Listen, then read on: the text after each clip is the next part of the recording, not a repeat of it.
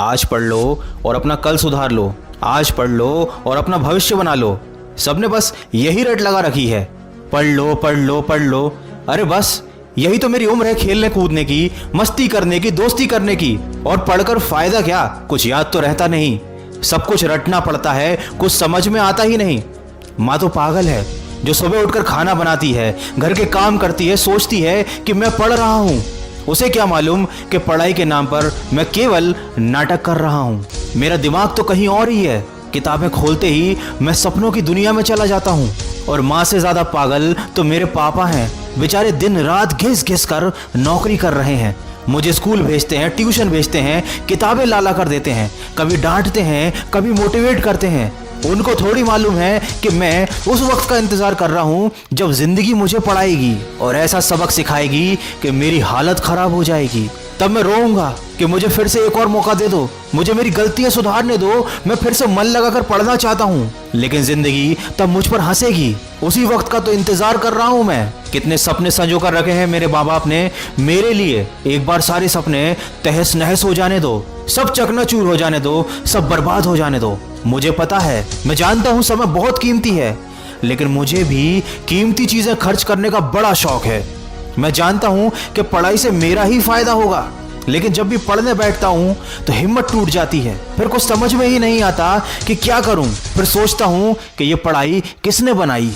मैं एक हारा हुआ इंसान हूँ, एक धोखेबाज हूँ, सबको धोखा देता हूँ, खुद को भी और अपने माँ बाप को भी। और क्या आप भी मेरी तरह ही हो, एक लूजर, एक धोखेबाज? क्या आप भी मेरी तरह हो जो सब जानता है फिर भी अपनी जिंदगी बर्बाद कर रहा है? शायद नहीं, क्योंकि किसी प्यासे के मुंह से कभी सुना है आपने कि पानी पीने का तो मेरा मन ही नहीं है, आज मैं मर जाऊंगा लेकिन पानी नहीं पीऊंगा? नहीं ना, क्योंकि जब भूख लगती है, प्यास लगती है तो दिल से आवाज आती है, तब दिमाग काम नहीं करता। इंसान कुछ भी कर गुजरने को तैयार होता है। ठीक वैसे ही जब तक दिमाग से पढ़ोगे ना, ये दिमाग तुम्हें गोल गोल घुमाता रहेगा।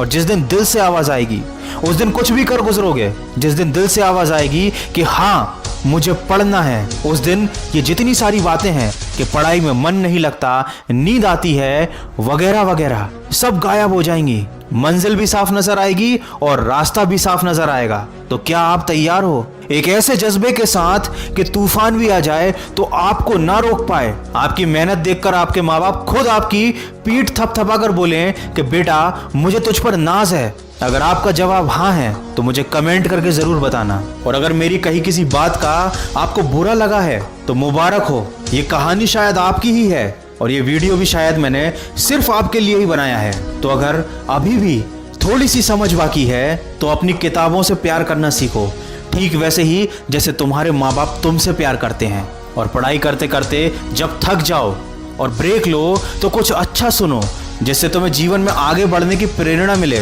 और इसीलिए खबरिया पर मैं लाया हूँ मोटिवेशनल कहानियों की सीरीज।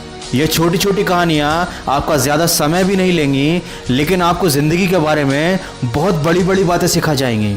सबसे लेटेस्ट कहानी की लिंक मैंने डिस्क्रिप्शन में दी है। जब भी आप पढ़ने के बाद ब्रेक लें या माइंड को रिफ्रेश करना चाहें तो एक बार जाकर उन कहानियों को ज़रूर सुनें। इससे आपको पढ़ाई के बीच में एक ब्रेक भी मिल जाएगा और आपको कुछ अच्छी चीज़ सीखने को मिलेगी। मैं मिलूंगा आपसे अगले वीडियो में जो आपके जीवन में सकारात्मक ऊर्जा को भर दे और आपको दिखाए एक सही दिशा। सुनते रहिए मन की आवाज़।